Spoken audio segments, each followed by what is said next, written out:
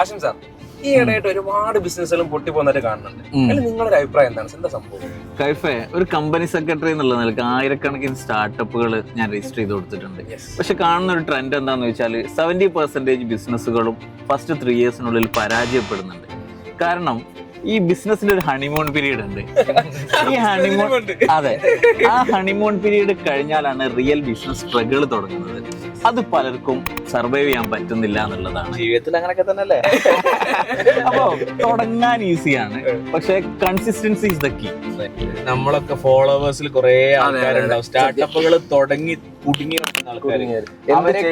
അവരെക്കാൾ അവരെ കൂടെയുള്ള ആൾക്കാർ പറയണം മടിയടാന്ന് കയ്യില്. അവരോടൊക്കെ പറയാനുള്ളത്, നിങ്ങളുടെ ഐഡിയ സ്ട്രോങ് ആണെന്ന് നിങ്ങൾക്ക് തോന്നുന്നുണ്ട്, അല്ലെങ്കിൽ നിങ്ങൾക്ക് എക്സിക്യൂട്ട് ചെയ്യാൻ വർക്ക് ചെയ്യാനുള്ള മനസ്സ് നിങ്ങൾക്ക് ഉണ്ടെന്നുണ്ടെങ്കിൽ ഒന്നും മൈൻഡ് ചെയ്യണ്ട, വെയിറ്റ് ചെയ്താൽ മതി, മുന്നോട്ട് പോവാ. ആ ഒരു പാഷൻ നിങ്ങളെ മനസ്സിലുണ്ട്, വർക്ക് ചെയ്യാൻ റെഡി ആണെന്നുണ്ടെങ്കിൽ വിജയിച്ചിരിക്കും. അല്ലേ?